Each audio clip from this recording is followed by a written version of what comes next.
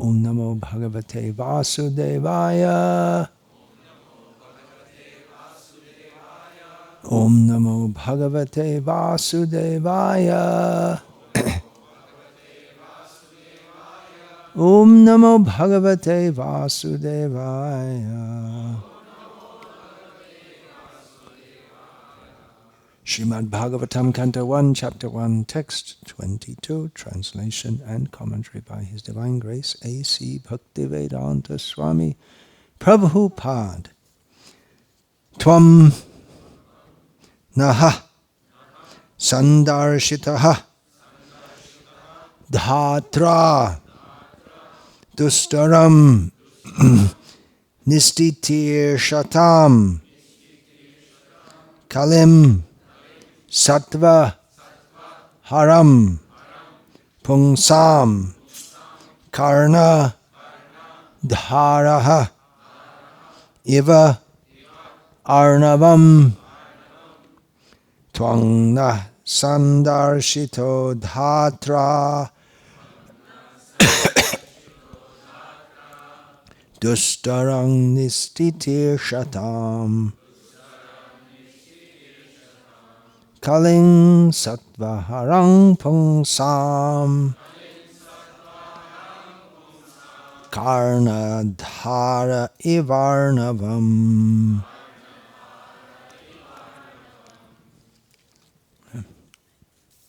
Yeah, someone else chant.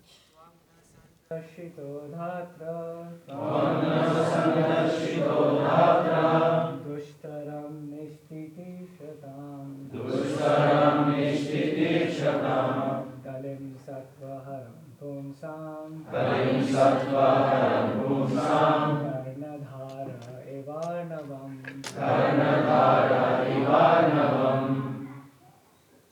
Kamna sandakito yatra dushtaram nishtiti shatam kalim sattvaharam pumsam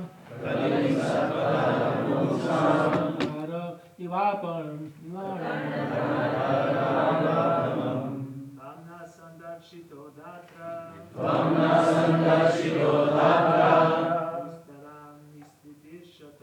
dushtaram nishtiti shatam kalim sattvaharam pumsam karnadhara ivarnavam Kamna sandarshito datra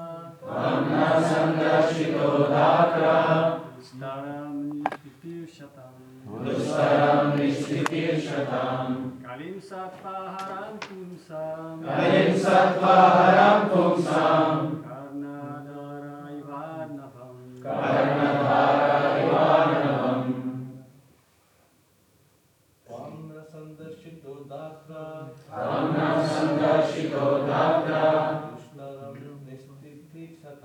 dushtaram nishtiti shatam kalim sattvaharam pumsam karnadhara ivarnavam Ladies, please. Kamna sandarshito datra dushtaram nishtiti shatam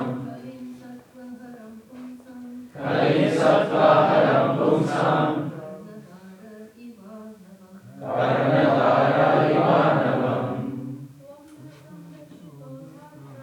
Kamna sandarshito datra dushtaram nishtiti shatam kalim sattvaharam pumsam karnadhara ivarnavam Kamna sandarshito datra dushtaram nishtiti shatam kalim sattvaharam pumsam karnadhara ivarnavam Tvam, your goodness.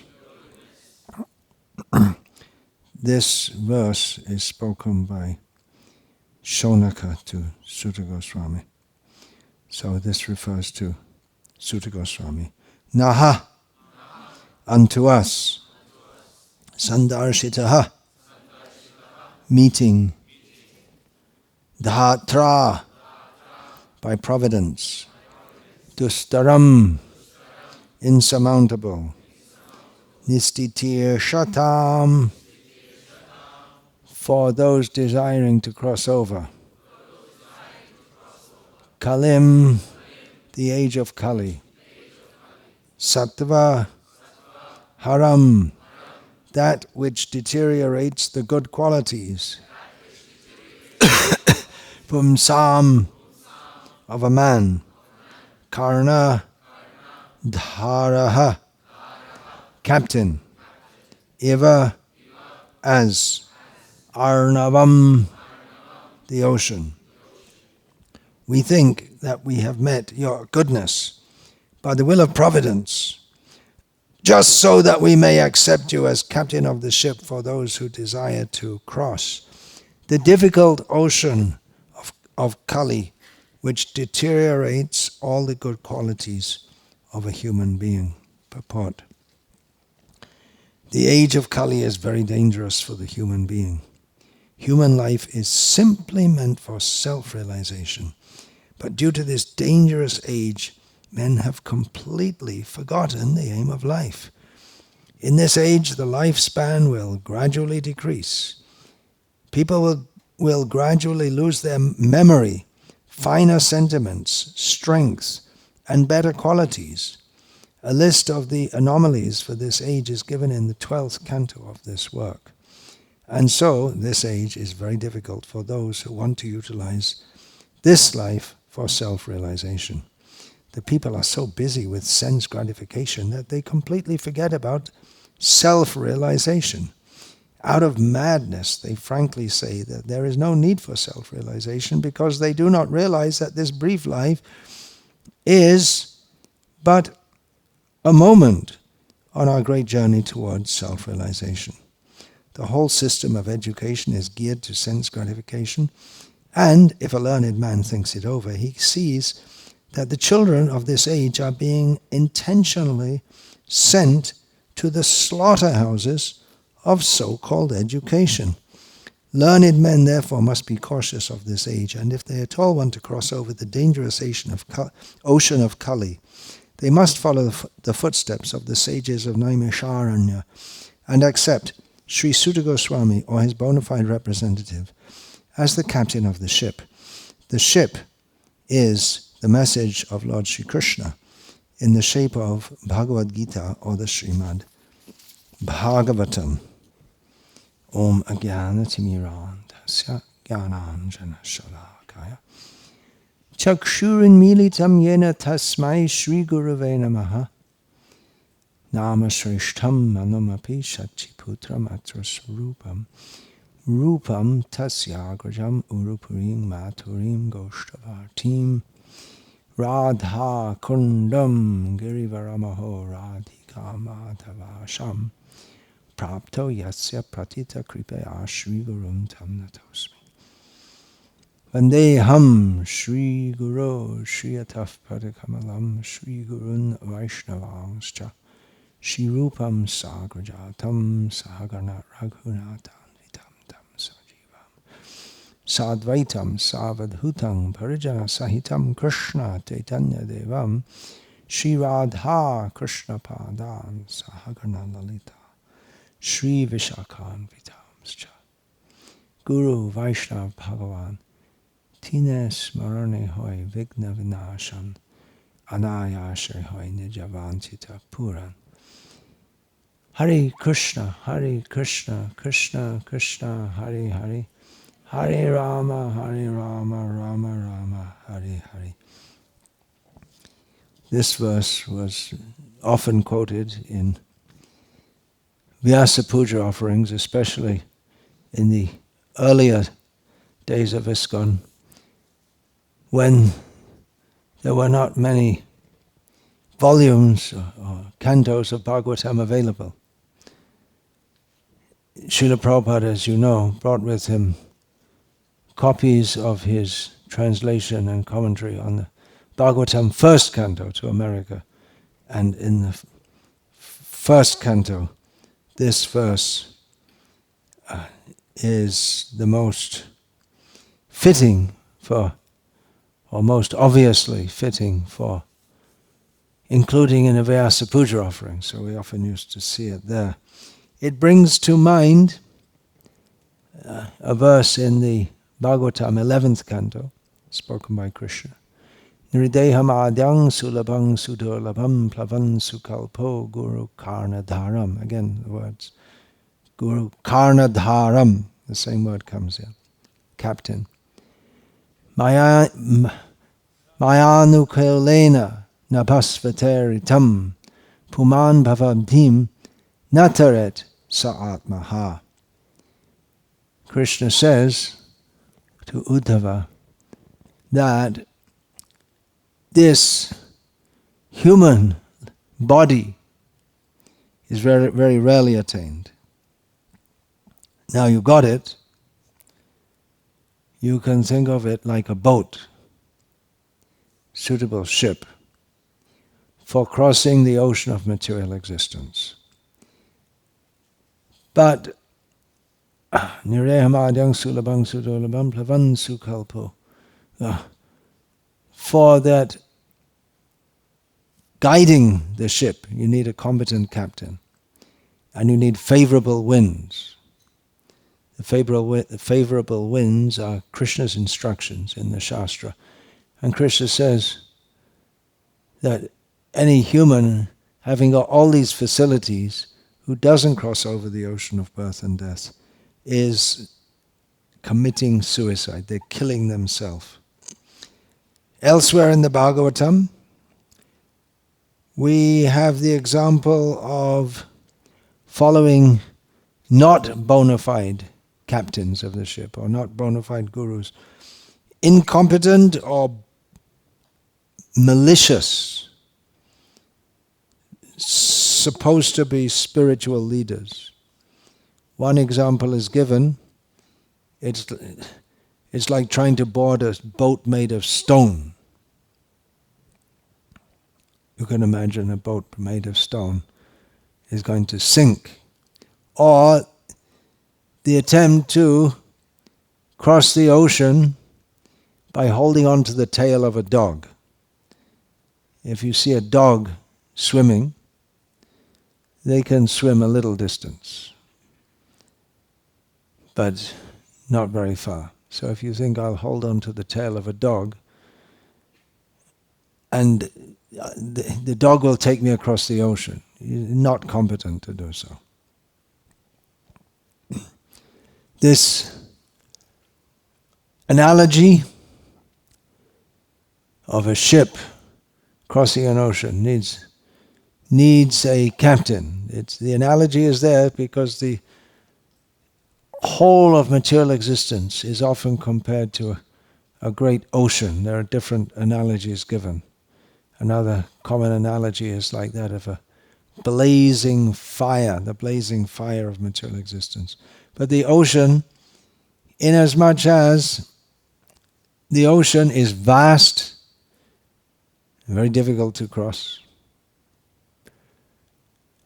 full of dangers. It may, if you stand on the shore at the edge of the English Channel in Ramsgate, or in the Irish Sea in Dunleary or whatever, on some days the sea may look quite peaceful, especially if you look out in the distance.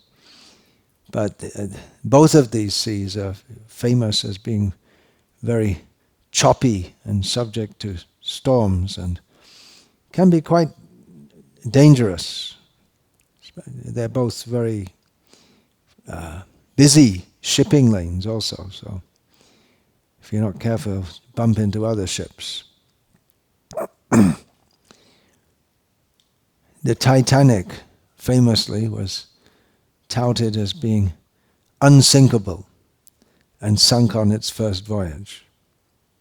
Who was to blame? Well, you couldn't blame the captain because You could if you like, but you'd have to try and find his body at the bottom of the Atlantic Ocean to blame him personally. Because as all good captains, when the ship is sinking, they should be the last off. That's one of the jobs of a captain, if they're actually following their job. But so many dangers, storms, especially in the days of sailing ships. You have to be very expert to keep so that you have to pull the sails down quickly before a strong wind hits. Or if you're very expert, you can sail, you can take advantage of the wind if it's blowing in one direction. You can even sail into the wind if you know how to do that. Is that possible? Yeah, it is possible. You know that, right? You're a sailor? An expert helmsman or captain can even guide these days the wind is not such a big factor, but can still be. There are also warnings to fishing boats, don't go out because there's stormy weather is expected. Danger from pirates? Not around here so much. Talking about the fishing boats. There was not exactly a war, but there were skirmishes between Britain and Iceland, sometime maybe a few decades ago, because the British fishing ships wanted to go into what the Icelanders considered their territory, and then there was a little standoff like that. So there can be so many dangers. Hovercraft, do you remember that a few years ago? Hovercraft with the cars going inside it, and it set off from France or Belgium or whatever, going back to England, just went out a little bit and then sunk. Why would that happen? Perfectly calm sea. The captain forgot to close the chute, so it quickly filled up with water and sank and killed a bunch of people. And one little mistake. He's no doubt a competent captain, but well, it wasn't a little mistake. But he was maybe looking at his smartphone. I don't know. But the whole thing sunk. So you had to be constant. The captain has to be very constant. Well, the point is that there's always danger. Especially if you're sailing, well, I'll get to that point. There's an idiom. I don't think it's used very much nowadays. Those of you who are competent in English literature, contemporary English literature can tell me. Caught between Scylla and Charybdis. Heard that one before? Read it. Never heard that one. The idea is that, I don't know where it's from, from some Greek mythology or whatever. I wrote it down. Charybdis and Scylla were two sea monsters in a narrow passage. And to get through that narrow, you have to go, if you don't go, they're just shortly, they're close to each other. And they hide under some rocks. And in between the rock is a whirlpool. And unless you know the passage exactly, you're going to get caught by one of them. Another danger, talking about Greek maritime dangers. What's that? The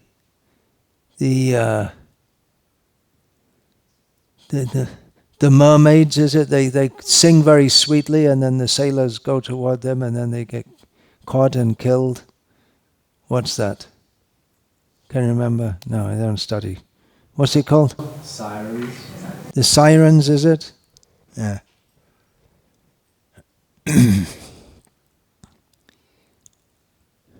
The sailors, they hear sweet singing, female singing, and they guide the ship toward that, and then they're caught and they're killed.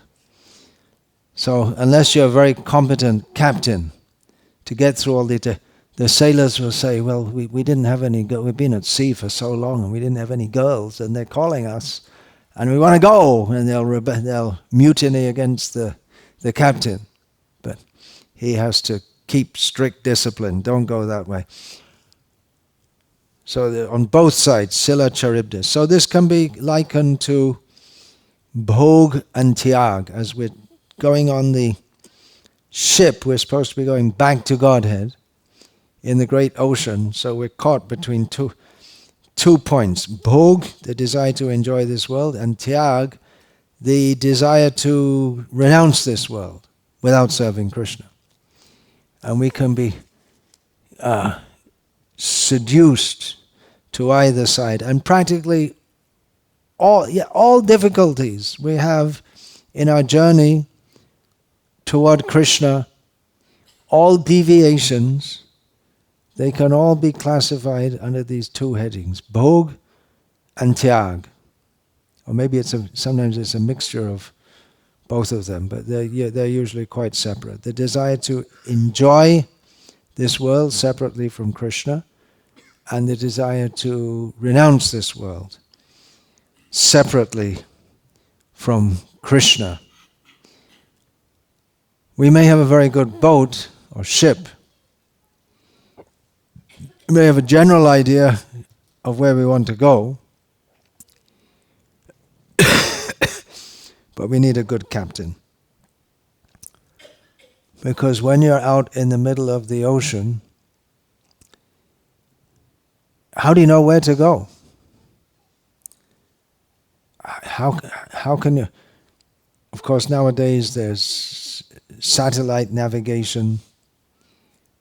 Prior to that, a layman, first of all, even to get out into the ocean, how to pilot the craft, a ship, either sailing ship or a motorized ship, they're quite complex craft.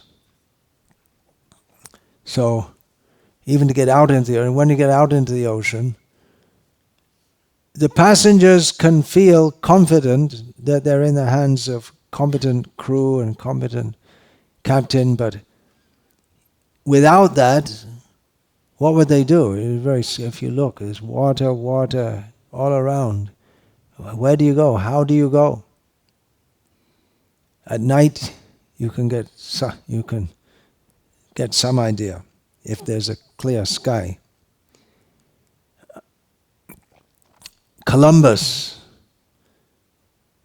going to India.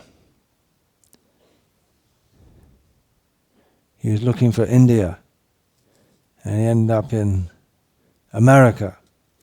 But his sailors under him, they were rebelling. We're just going on and on and on. We don't know where we're going. We might fall off the end of the world at any point. And we're going on and on and on. We have limited supplies. There comes a point where you know that if you don't turn back now, you have an idea how much time it's going to take you to get back to Portugal or wherever they set off from, Iberia. And if you go beyond that, you're not going to have enough supplies. So you may just go on and on sailing and just run out of food, and then what do? You eat each other one by one, but then you don't have enough crew to sail the ship. But somehow or other Columbus kept them going, and the rest is history, as they say. It was already history, but it became recorded history. Everything's history that happened up to a nanosecond previously. Anyway, it can be very scary, just going on and on and on, and unless you cross, you're going to perish. You get across, or you die. You'll die at sea. So you have to know where you're going. You have to have good The captain has to have good knowledge of the ocean. Certain areas there are dangerous currents. Try and avoid Scylla and Charybdis. Try and avoid the doldrums. Ever heard that's another English saying? Getting in the doldrums. You know what that means? Where you just means you have no enthusiasm to do anything. But it comes from some area in the South Atlantic where there's no wind ever comes there. So in a sailing ship, if you get there, you're caught. And Bermuda Triangle, how about that? Danger. Seems to be dangerous. You have to have faith in the captain, can guide you across. We're heading across the great ocean of material existence. We are tiny little beings. And the ocean is seemingly infinite. When you're out at sea and all you can see is water, day after day after day, then after some time you don't expect to see land. You just expect there's going to be water, water, water. So it may be like that in our spiritual life also, where there's so many. I see all my material desires all around me, being attacked all the time, and it doesn't seem I'm making any progress. The captain says, just be patient, just keep on going. We're getting there. There's a verse in the 10th canto of Bhagavatam, translation of which Srila Prabhupada gave as such. O Lord, who resemble the shining sun, you are always ready to fulfill the desire of your devotee, and therefore you are known as a desire tree, Vancha Kalpataru. When acharyas completely take shelter under your lotus feet in order to cross the fierce ocean of nescience, they leave behind on earth the method by which they cross. And because you are very merciful to your other devotees, you accept this method to help them. Devotees completely take shelter of Krishna and cross over the ocean of material existence. But they also leave behind their writings, their instructions, they train devotees, and in this way, their experiences on the path back to Godhead, crossing the ocean of material existence, that becomes available to others. So in some ways, the more we are distant in time from Krishna, the more facility we have to go to Krishna, in one sense, because we have the teachings of so many acharyas in between. In Chaitanya Mahaprabhu gave his teachings. The 6 Goswamis, they put in writing so many things. They established temples. And in Bengal and Orissa, first of all Nityananda Prabhu, then Srinivas Shamananda Narottam, they were preaching. They were also writing, especially Narottam Das was writing so many things. Vishwanath Chakravarti Thakur, prior to him we didn't have his teachings, obviously. They so much enriched our sampradaya. And in this way, we have more and more teachings and more guidance. Of course, some gets lost in course of time. And some of the teachings are presented in suitable ways, suitable to the circumstances in which we are living. I thought about this analogy, the analogy of a ship captain, competent to guide the ship across the ocean of material existence. In the purport in the verse that we just read, Srila Prabhupada says that the ship is the instructions of Gita and Bhagavatam. If we just take the Gita and try to understand it without any guidance, without any purport, anything, even if you know Sanskrit, it maybe becomes more difficult if it's not presented. What does each word mean? Just for instance, the word Atma in various verses, and even within the same verse in Gita, can be understood in various ways, or should be understood in various ways.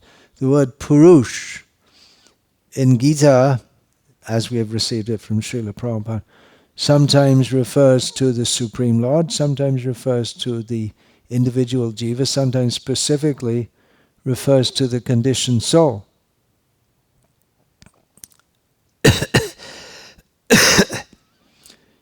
And different people, different commentators explain it in different ways.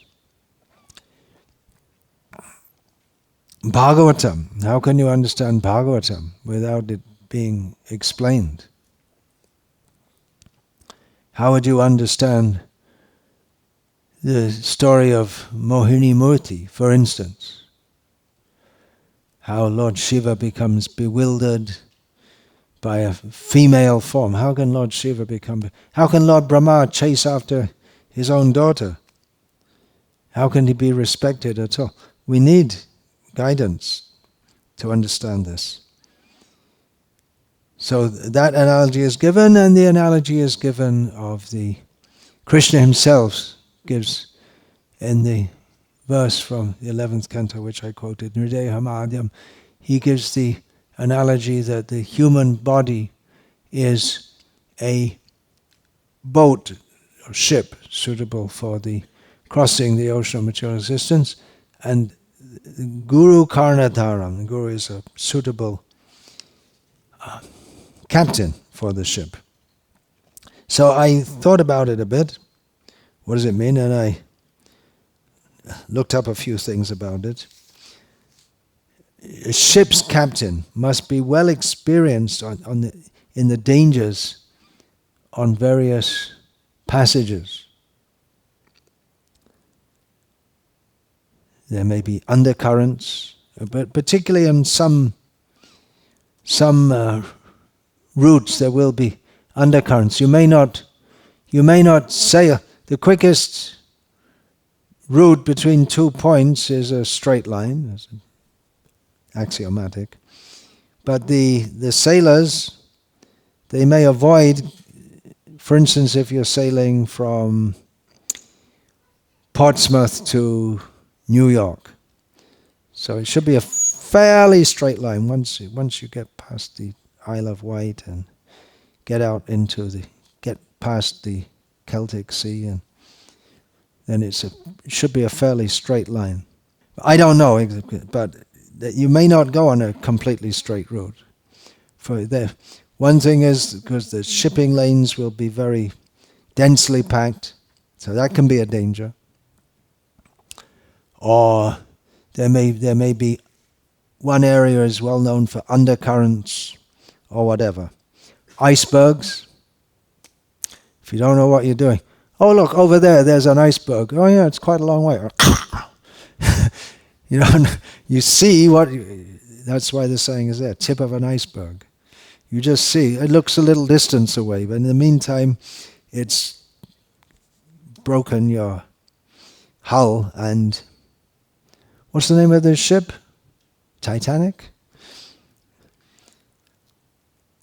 The ship's captain must be expert in commanding men, dealing with emergencies, which a ship's captain may go for his whole life without having any emergencies, but he may have on his first voyage, because anytime anything can happen. Should know how to read the stars. I would imagine, even in these days of satellite navigation, that ship's captains should know how to read the stars and use sextants just in case. It used to be, for some time, Morse code. You should know how to use that. And of course, modern ships and traditional ships are very complex. The bigger the ship, the more complex they are.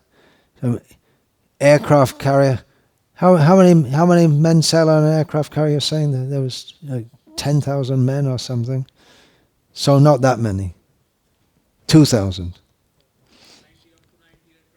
They can have the biggest aircraft carriers they have 90 aircraft, and then the whole staff, and like 2,000 men, and very complex the way different kinds of power, how they're powered by diesel power or nuclear power. And with the sails, you have to know the right material for the sails, see they're in good condition. You have to see the ropes. All your ropes are good. You depend on those ropes for your life. How to put up the right sails according to the wind, the weather conditions. You really have to know what you're doing. And you need the full cooperation of the how to tie the knots. There's so many different knots used in ship sailing, and you need the cooperation of your men to sail the ship. That's why discipline is required. You just have to do it. You just have to do what you're told, and you have to have faith that the captain knows what he's doing. You have to, especially if you're going on long hauls, know how to, and when you're going on going outside your own cultural area, you have to be able to deal with people in the ports. You have to know if you stop in Aden, you can't start boozing. You have to know the local culture. Pirates, you have to be aware. And even the captain is in command of his ship. He may take advice from his fellow officers, and he himself is subservient to his superiors, but he doesn't see them much physically. Nowadays, with the communication at sea, you're always in contact with the shore. But still, the captain's given free license to see as he likes. But he's also a servant. The ship's captain is also a servant within a fleet generally. So there are superior officers to him who may always has to be ready to take quick decisions.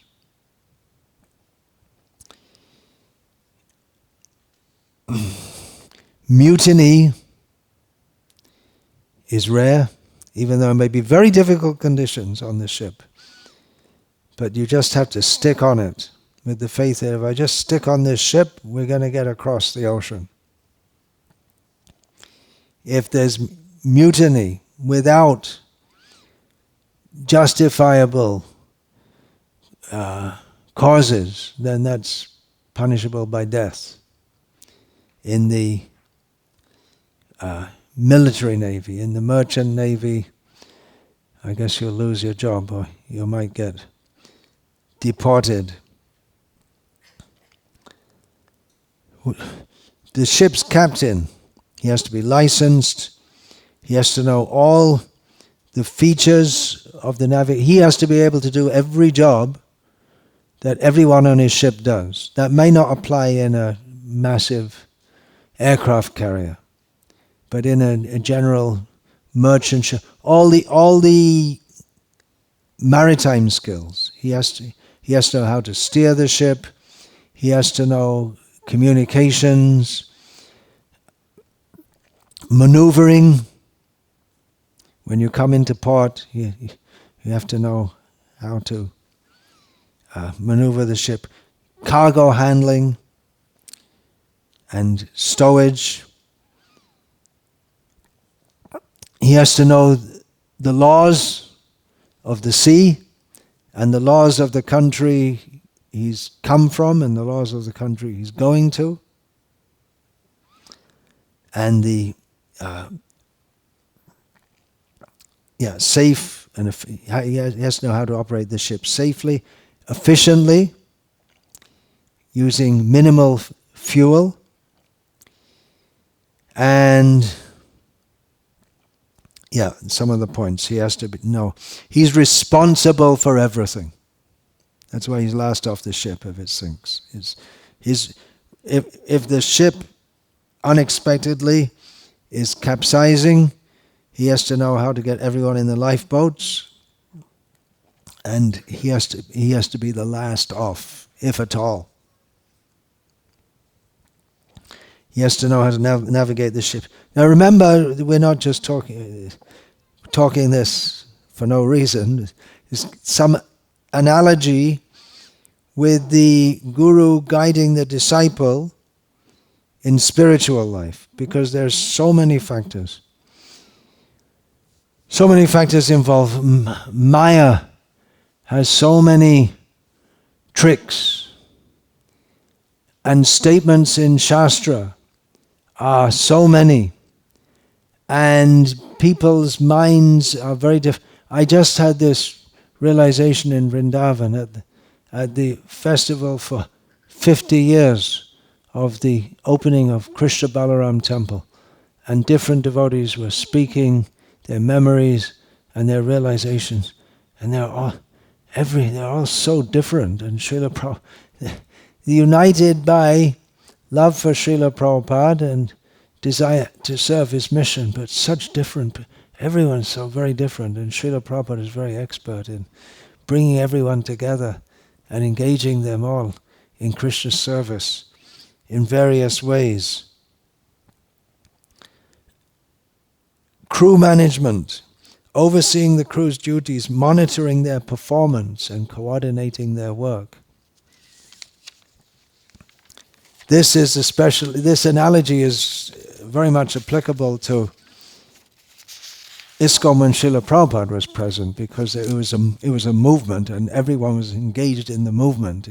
It wasn't so much that there were devotees living at home and they had their own lives to lead, and then they'd do whatever devotional service they could whenever they could. But it was a whole movement, and Srila Prabhupada was overseeing it all.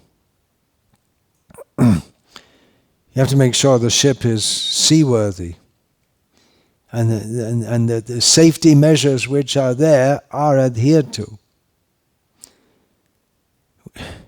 Many times we think, well, you don't have to bother with safety measures.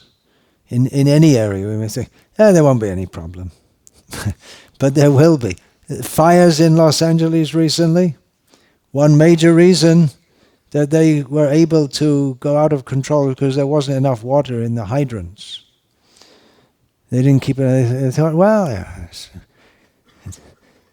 just like someone may say, Prabhu, you're driving too fast and reckless. I've been driving for 20 years, I never had an accident.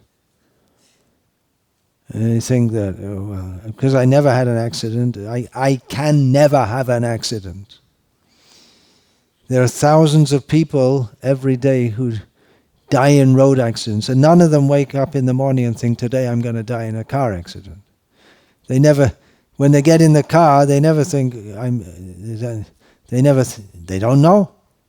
So you have to see that safety measures are adhered to. And even, why in Los Angeles they didn't fill the hydrants? Because they thought then the people won't like it, because they want water for watering their gardens. And then they'll vote against us, and we'll get voted out. So better let them water their gardens. And in the meantime, the fires hit and Los Angeles burned, and it was too late. Learned the lesson too late. Then loading and unloading cargo also. Everything. You have to see that, or you have to have faith in the ground staff that the cranes are in good order. It's very dangerous loading. People follow the safety rules, and while you're loading and unloading, because those big containers, they swing around, and so many things you have to be conscious of. The chain for loading the big containers, every chain, every link in that chain has to be proper. If it breaks, then you're in trouble. So many, every detail you have to be on top of. If in the safety manual it says you check every 30 days to see all the screws are fully tight, you have to do it every 30 days. Because any little thing can cause a major disaster. Same in spiritual life. Little thing. It's only a little thing, but then little thing turns into a big thing. And then it becomes very difficult to rectify. Keeping records, the ship's log, make sure everything in the ship is according to legal standards, maintenance of the equipment, the machinery, the engines, the safety equipment, the lifeboats, everything. Everything is the Guru's responsibility. Accounting, financial, everything has to be clear. Money has been allotted for this. How has it been spent? Everything has to be clear. To be a ship captain, you need to have at least 5 years of experience on a ship, which might not be, that's a very minimum. But you can, when you go into the army, you can go right in at officer level. But to be a ship captain, you have to have experience. And you have to be able to see properly, right? You have to be physically competent also. And the same way, so the captain has to be competent, and the Guru has to be aware of so many things. Guru means follower of sadhu and shastra.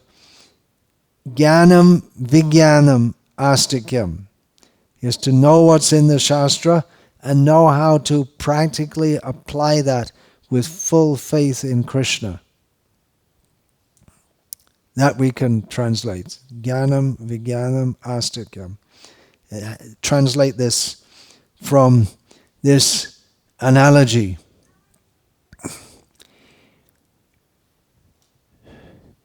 And the ocean of material existence, if it appears calm, it's an illusion. That calmness is a trap. If we think, now everything's going peacefully, everything's going nicely. On one hand, when there are so many difficulties, devotees say, so many difficulties. Why is Krishna giving me so many difficulties? Being in a choppy sea. But then, if things calm down, then we don't take things seriously at all. One of the worst things in a Shravan Kirtan camp is to have nice sunny weather.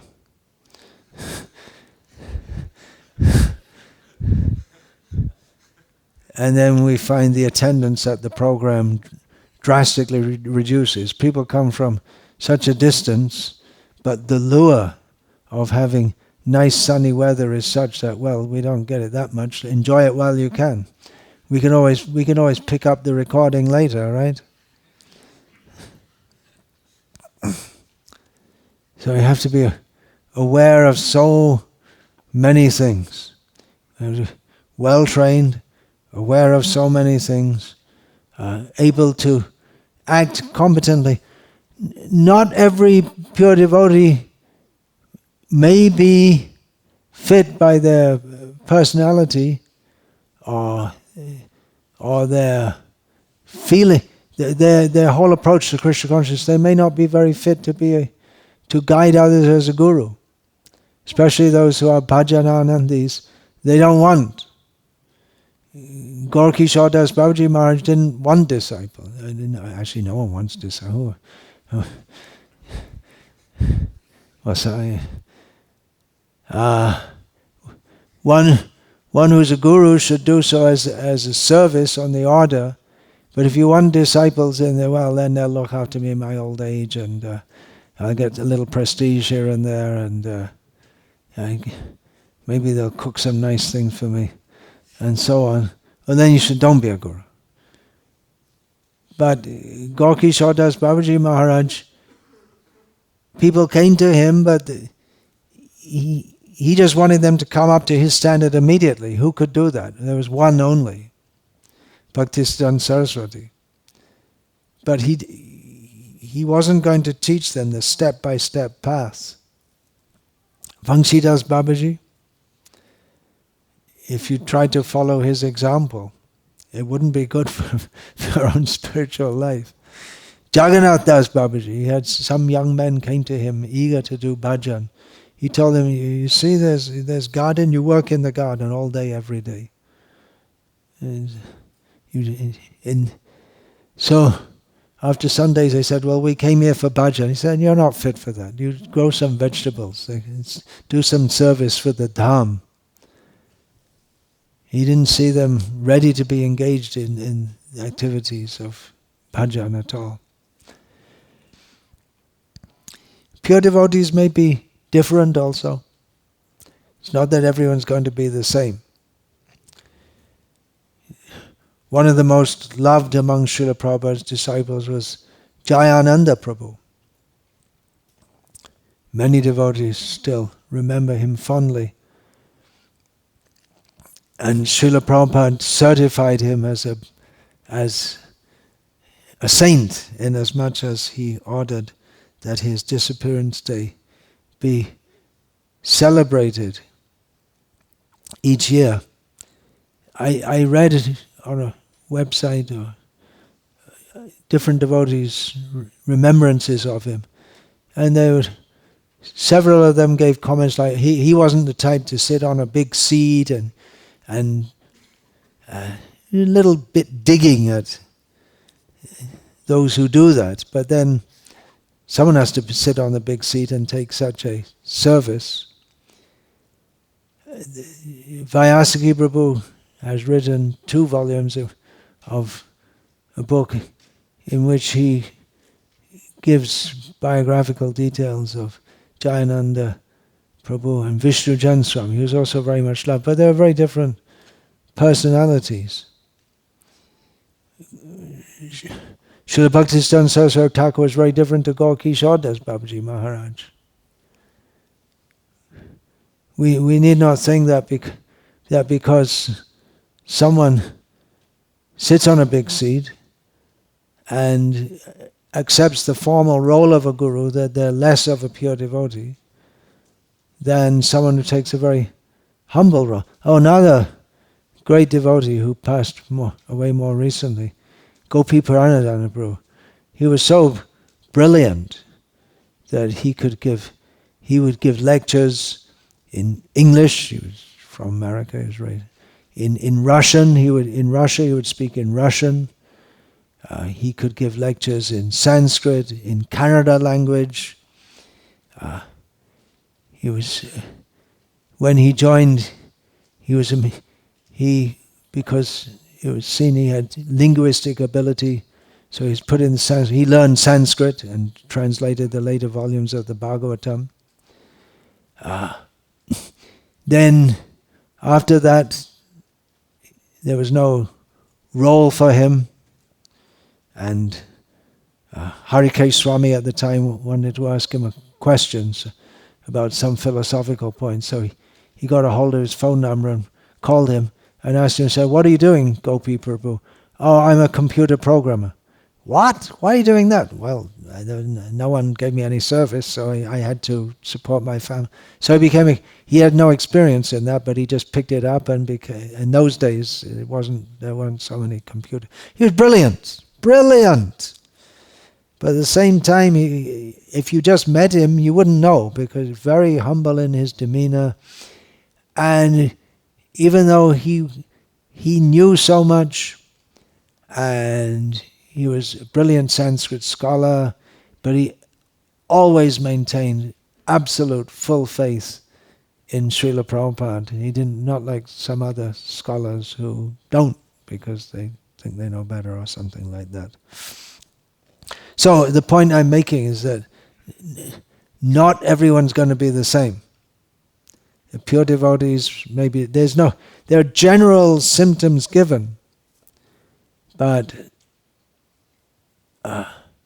how they act, how they live, they're all different, and that's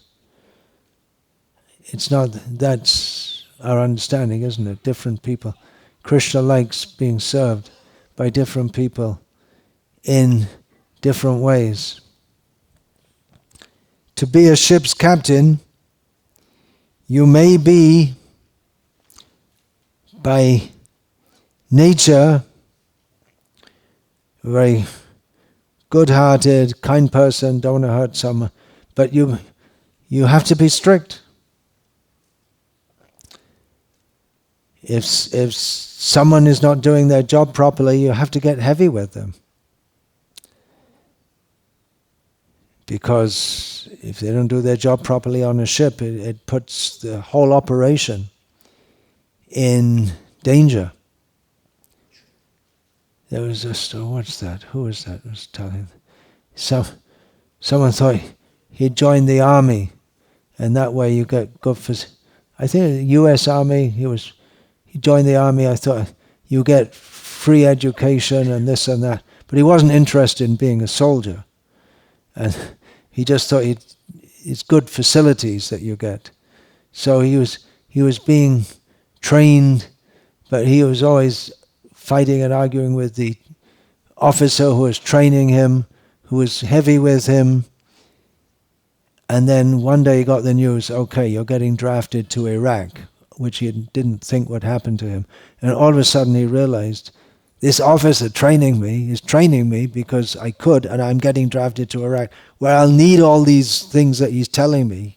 I'll need to know all these skills. So then his attitude changed completely when he understood that the officer was training him to be a good member of the army, and it was for his own good also. Hare Krishna. I'll finish there. All glories to His Divine Grace, Srila Prabhupada, who is the competent captain for guiding us across the dangerous ocean of Kali, which steals all the good qualities of a human being. Hare Krishna. Vancha kalpatarubhyascha kibha sindhubhya avijja patitanam pavanebhyo vaishnavebhyo namo namaha.